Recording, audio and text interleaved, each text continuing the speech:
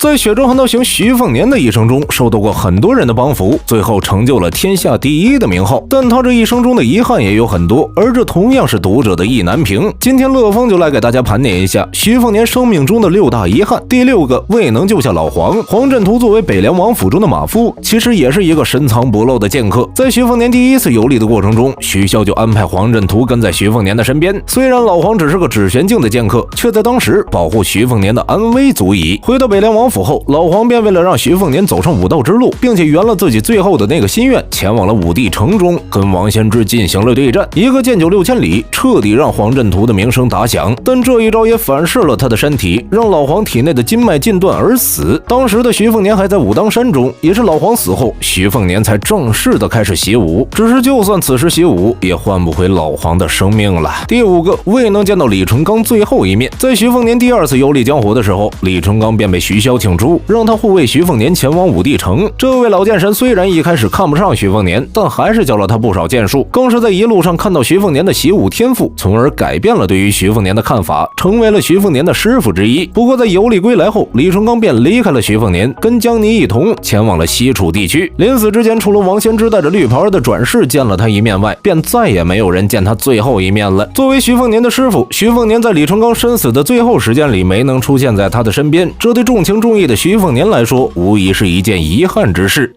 雪中悍刀行中徐凤年的6大遗憾。第4个，没能挽回兄弟一臂一足。在徐凤年第1次游历的时候，刻意掩盖了自己北凉世子的身份，也正因此结识了温华这个兄弟。虽然之后两人很少见面，但关系却非常的要好。而温华为了实现自己成为天下第一剑客的目标，便一人不断的游历，路途中被黄龙氏收为了徒弟。但黄龙氏教导温华的原因是让温华去杀掉徐凤年。不过温华跟徐凤年之间的兄弟情非常的深，但黄龙氏对他又有着教导之情，所以再三思虑下，温华废掉了自己的一身武功，折断了那把木剑，并且斩掉了自己的一臂一足，以此来报答黄龙氏对他的教导。即便是这样，温华也没有选择对徐凤年出手。徐凤年得此兄弟，也算是他人生中最为幸运的事儿了。如果当时徐凤年在温华的身边，断然不可能让温华如此做吧。第3个，未能阻止2姐徐渭雄残废。徐渭雄虽然不是徐凤年的亲姐，但早已被徐凤年当做了家人之一。如果谁要伤害徐凤年的家人，必定会受到他疯狂的报复。而徐渭雄头脑十分好用，但武力却并不是很高。在陈之豹出北凉的时候，徐渭雄便出面对陈之豹进行阻拦。当时陈之豹直接将徐渭雄打成了重伤，并且废掉了他的双腿，然后骑马离开了北凉。当时这件事导致了徐渭雄之后一生中只能在轮椅上生活。不过这件事的起因是陈之豹为了留下徐渭雄的性命，所以才只能将其双腿废掉，不然徐渭雄只会跟陈之豹之间不死不休。同样，徐凤年当时并未在徐渭雄的身边，他这个2姐护了他20多年。如果陈之豹不是因为北凉的生存才入蜀，恐怕徐凤年也会直接对陈之豹出手吧。